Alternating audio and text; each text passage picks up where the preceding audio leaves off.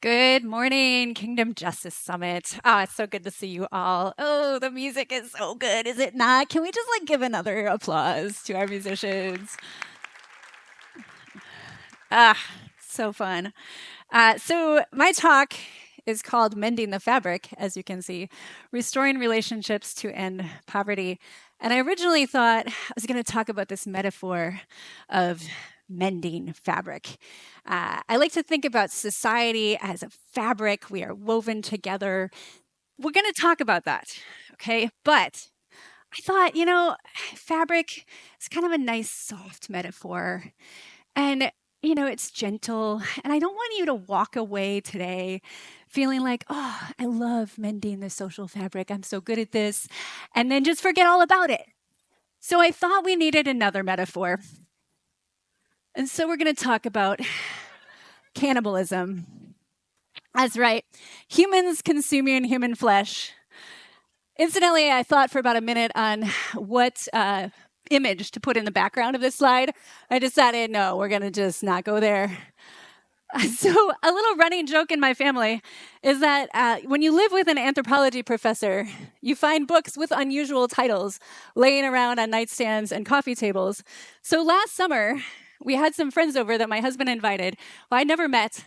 I'm finishing things up for dinner. I'm in the kitchen, and this woman walks into my kitchen holding this book, Eating and Being Eaten, Cannibalism as Food for Thought.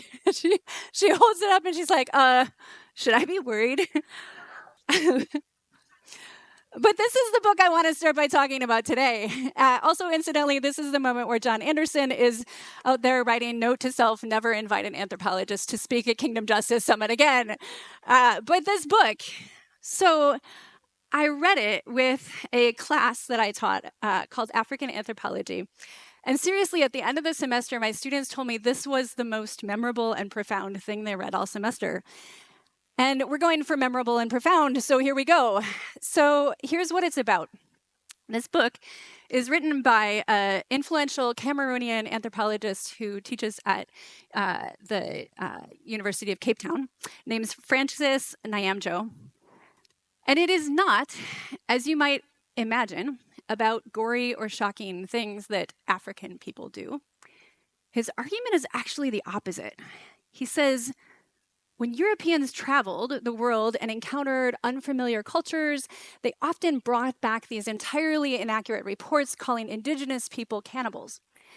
But Nyamjo says not only were those reports false, they were in one sense backwards. Because if cannibalism is consuming others of one's own kind, it was the colonizers who turned out to be the cannibals. And he goes on to say how this didn't just happen centuries ago, it still happens all around us as people are taking away other people's safety and opportunities and joy. He says this, cannibalism has taken the form of enslavement and extractive colonialism in the past, and in the present, it takes the form of sweatshop labor, extractive capitalism, the repressive policing of the mobility of the non-Western other, and the opportunistic trafficking of those reduced to the indignities of life as human waste and as wasted humanity. So basically, he's flipping the cannibalism image around and saying, it's you all, wealthy people of the world, who are the cannibals. Ouch. Now, when we talked about this with my class, at one point we asked ourselves, does the Bible say anything about cannibalism? I teach at a Christian college, but nobody could think of any Bible verses about cannibalism. The reason I bring this up today is because actually cannibalism is all over the Bible, but not where you think it is. It's actually similar to how Nyamjo uses it in talking about the relationship between wealth and poverty. We can start by looking at the book of Ezekiel. So Ezekiel writes this, again, the word of the Lord came to me, Son of man, say to the land, you are a land that has not been cleansed or rained on in the day of wrath. There is a conspiracy of her princes within her. Like roaring lion, tearing its prey, they devour people, take treasures and precious things and make many widows within her. Now, I don't know about you, but my first look at this, I can think to myself, oh, it's the princes who devour, right? They're the ones, the uber wealthy, the political elite, and that would be an easy way to read this. It's easy to blame powerful political leaders for devouring the poor. We can sit in our armchairs and rant about politics and leave our comments on Facebook, but there is nothing particularly prophetic about that. So let's keep reading. Ezekiel has more to say. He actually tells us who exactly are the cannibals. The princes, yes, as I just read, but also religious leaders. Her priests do violence to my law and profane my holy things. They do not distinguish between the holy and the common. They teach that there is no difference between the unclean and the clean, and they shut their eyes to the keeping of my Sabbaths so that I am profaned among them. So it's also faith leaders who stop calling out wrongdoing, who shut their eyes to what is holy and right, and they participate in devouring the poor. But there's more. Ezekiel goes on. Her officials within her are like wolves tearing their prey. They shed blood and kill people to make unjust gain. So here we have people who are maybe the equivalent of mid-level power, maybe like managers or white-collar workers today, who are tearing and scratching for unjust gain. And there's more. Her prophets whitewash these deeds for them by false visions and lying divinations. They say, this is what the sovereign Lord says when the Lord has not spoken. So here you have people of faith who are supposed to be hearing the Lord's voice, speaking prophetically. They are lying and making stuff up to whitewash the problems. And who else? The people of the land practice extortion and commit robbery. They oppress the poor and needy and mistreat the foreigner, denying them justice. So now who are the cannibals? It's all the people of the land. Yes, it's me and you and all of us. Now, if you've ever read the book of Ezekiel, you might be thinking, Ezekiel. I mean, didn't Ezekiel lay on his side for a year and a half and cut his beard off with a sword and weigh it on a scale? Yes, he did. So I imagine people in his time maybe were like, oh, crazy old Ezekiel. But look, Ezekiel was not the only one in the Bible calling people cannibals when they oppress the poor. It's all over. So Proverbs, for example, there are those whose teeth are swords, whose teeth are knives to devour the poor from the earth, the needy from among mortals. And then just in case you're thinking, oh, maybe this whole devouring thing is just like a pretty little metaphor and it didn't mean what I think it means, here's a really graphic one from the prophet Micah. And I said, listen, you heads of Jacob and rulers of the house of Israel, should we not know justice? You who hate the good and love the evil, who tear the skin off my people and the flesh off their bones, who eat the flesh of my people, who flay the skin off them, break their bones in pieces, and chop them up like meat in a kettle, like flesh in a cauldron. That is one that does not show up in a lot of sermons. And here's the kicker. Jesus did it too. So he taught, he said, beware of the scribes who like to walk around in long robes and be greeted with respect in the marketplaces, and to have the best seats in the synagogues and the places of honor at banquets. They devour widows' houses, and for the sake of appearance say long prayers. They will receive the greater condemnation.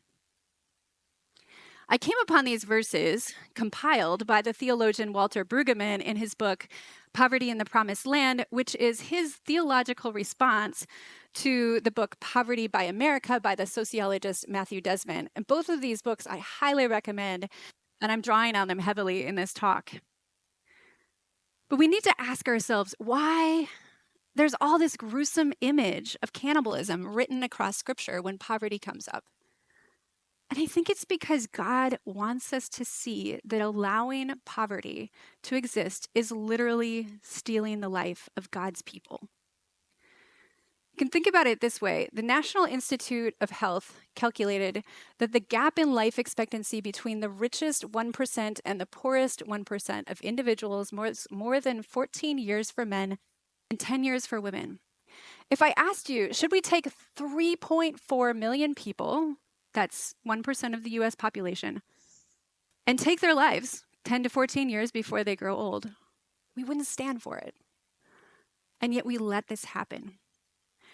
And it's not just stealing years of life, it's stealing quality of life. For many of you, I don't need to tell you this, but let's remember that poverty means untreated toothaches and backaches and coming home too tired to speak to your family.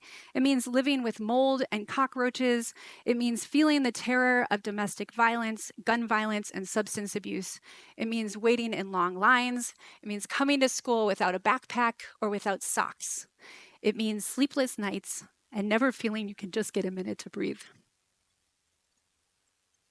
Now, maybe you think this just happens by accident.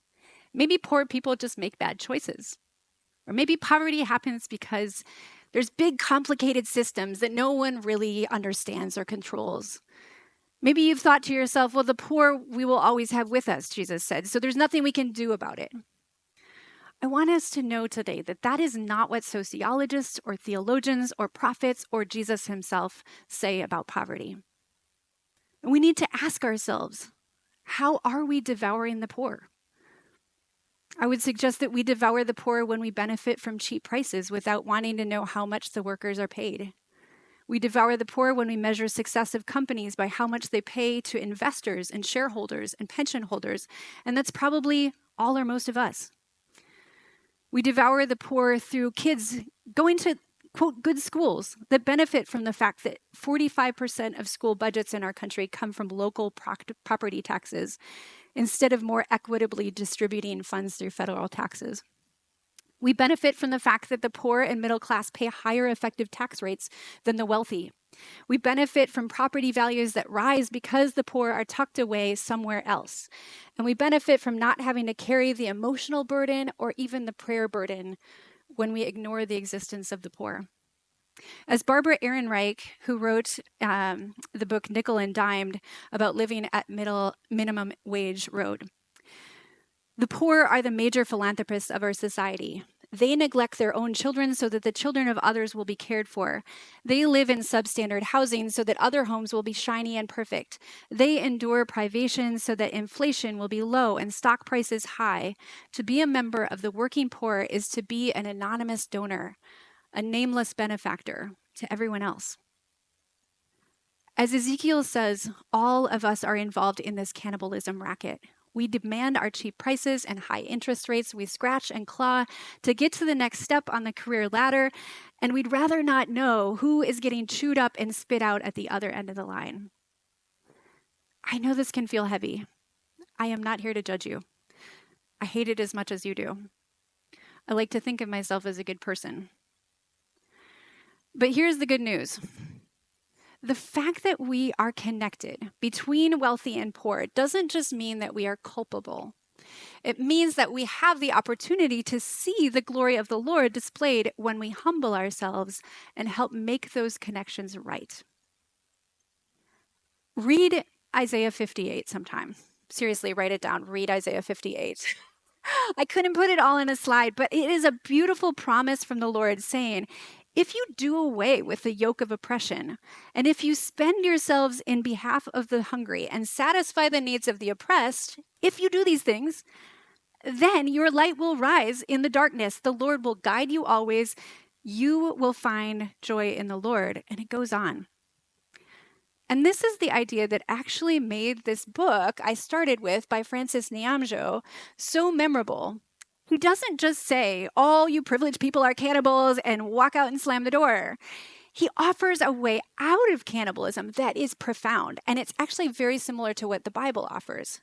He says, maybe something like cannibalism, relying on each other for sustenance, is inevitable. To feed our lives, we actually have to draw from other people. But maybe there are ways to do that that are not devouring. Maybe it's not a zero-sum game. Maybe we could give and receive from each other with humility and gratitude and dignity. He writes it this way: once we recognize the ubiquity of cannibalism in all its guises and disguises, we are compelled in all humility to confront our incompleteness as the norm. In other words, we are each incomplete without depending on other people. And the question is not whether we will depend on other people, but how. And that's where I want to turn back to that other metaphor of mending. Let's envision for a minute society as a fabric. We are all threads. And when we're woven together well, we become something sturdier and more capable and more beautiful than any one of us alone. We depend upon that interweaving to survive and to flourish as individuals and also as a community.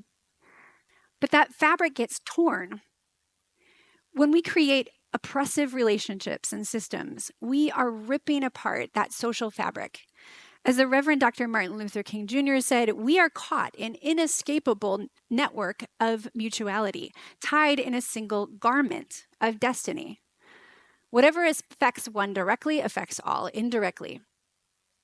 So we need to ask ourselves, what would it look like to mend that social fabric? I want to look at 2 ways to get involved in this mending work. The first is to start just recognizing how you are already mutually dependent upon other people. As Francis Nyamjo wrote, we need to acknowledge our incompleteness. Or as the ethicist Paul Waddell puts it beautifully, justice does not create a bond between us and others. It recognizes and honors a bond that is already there. We are here today because our threads are all connected. Cross Madison. You are connected to the people who vacuumed this floor, the people who packaged up your Amazon package you got this week and delivered it to your door, the people who drive the trucks that stocked your grocery store, the person behind a desk somewhere who is writing our city and county and state budgets. Put another way, poverty is never just a you problem or a me problem. It is always a we problem. In biblical terms, this means we lean into the ways that we are called to love one another. Someone has counted up at least 60 places in the Bible that use the phrase one another. Accept one another, instruct one another, serve, bear with, encourage, have fellowship with, stop passing judgment on, submit to. And one that sums them all up is John 13. Jesus says, I have loved you, so you must love one another. By this all will know that you are my disciples. Now that means this happens both ways. Your faithful next step today for addressing poverty might not just be to serve someone else. It might be to be served, to be instructed, to let someone accept you into their world. As Potawatomi scholar Robin Wall-Kimmerer writes, all flourishing is mutual. Or as the sociologist I mentioned earlier, Matthew Desmond, puts it, poverty is not a thing, it is a relation. It is a relation between winners and losers, extractors and the extracted, discipliners and the disciplined, all bound together in real time. I've heard many people with wealth complain through the years. The poor have a dependency problem or a dependency mindset. They just want handouts. This is problematic in so many ways. First of all, if you look at the economics of who gets subsidies and tax burdens from our government, the numbers actually say that the wealthy gain more than welfare recipients. Secondly, if you look at the statistics on who actually gives more financial and material support to people in poverty, it is other people experiencing poverty. And most importantly, there's something theologically wrong with that because dependency is the most wonderful thing about humans. We must depend upon each other. It is our very first characteristic from the womb to the grave. We depend on each other and most of all upon God. And that's how we're made to be. I think that's part of the reason that Jesus says in Luke 6, blessed are you who are poor, for yours is the kingdom of heaven. Blessed also are the hungry, the thirsty, the mourning. These are the people who see themselves in dependent relationships. There is a spiritual vibrancy in that. In your workshops today, I hope and I know that you are going to find lots of practical ways to start taking faithful next steps to end poverty. To get us started, I just want to offer a few categories that might be helpful to think in. Practically speaking, using this idea of mutuality, you can think about how poverty is a problem of both inputs and outputs. People experiencing poverty are lacking in input in the way of wages and jobs. So you could ask yourself, how are you connected to other people receiving through wages and jobs? You can audit, where do you shop? Where do you purchase from? Do you know anything about those companies? Do they hire permanent or temporary workers? Do they pay health insurance? Do they pay above minimum wage? Do they welcome unions? Do they make their wages transparent so people can negotiate for fair benefits? And do this not just at an individual level, but think about this as your church or the institution where you work. Ask these same questions. Who does your housekeeping? Who does the landscaping? Who provides food for events? So that's inputs. You can also think about what are the outputs that people in poverty are confined by. You can think about major expenses like housing. The cost of rent in America has more than doubled in the last 2 decades, while real wages have stayed virtually the same. So you can think about, what can your church do about that? What can you do about that? Can you create a rental assistance program or a new home buyers program? Can you get active in your own neighborhood, thinking about legislation to make more mixed income neighborhoods? You can also think about food as a major expense. Get involved in providing food assistance. You can think about childcare. Could your church offer free or affordable childcare or summer children's activities? And then there's emotional and spiritual care aspects of poverty. Just ask yourself, is your church a place where people in poverty feel welcome or intimidated? Now, how do you know where to begin? Well, one way to get started deciding where to begin is just to choose any aspect of poverty and start asking why questions until you bump into something that you are connected to. This played out actually last night just at our dinner with the Kingdom Justice Summit dinner I was at. Somebody was talking about literacy, how so many children are not at grade level reading in Madison schools. And we started asking, well, why does that happen? Well, part of it is policies. One guy in the group was actually running for school board. So there's that connection. Another reason it plays out is because of housing insecurity. If you don't have a safe place and a consistent place to live, it's hard to learn in school. So we started talking about that. And we asked, well, why does that happen? Well, we have a shortage of housing in Madison. Why do we have a shortage of housing in Madison? Part of it is because banks don't want to finance low-income housing.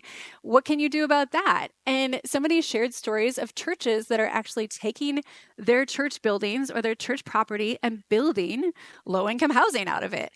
So you keep asking these why questions until you get to something that you can do. And here's where I want to conclude with one more big way to mend the social fabric is to listen with humility to people closest to poverty. When you're asking those questions of why, think about who you're asking. Too often, people try to solve social problems without consulting those who are most affected by the problem.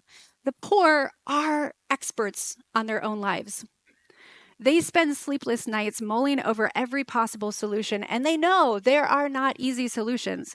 But that doesn't mean that there are no solutions. It just means that the solutions are bigger than any one individual. Deepak Bhargava, who's the former executive director of the Center for Community Change in Washington, D.C., put it this way: get into a relationship. Find some way in your life to be in relationship with working class and poor people. And this isn't just about finding someone to take your hand out, please. There are many ways to give charity that are really just about cannibalizing someone else's dignity. The kind of relationship that Bhargava is talking about are relationships of mutual respect. I want to close by looking together at this photograph that we started with. I recently learned about an art form, a Japanese art form called boro. And this is an art that was invented by working class people 2 centuries ago, who would take fabrics dyed in the cheapest dyes, which was blue, and they would thread in the cheapest thread, which was white, and they would stitch them together to make fabric that was both ruggedly practical and beautiful.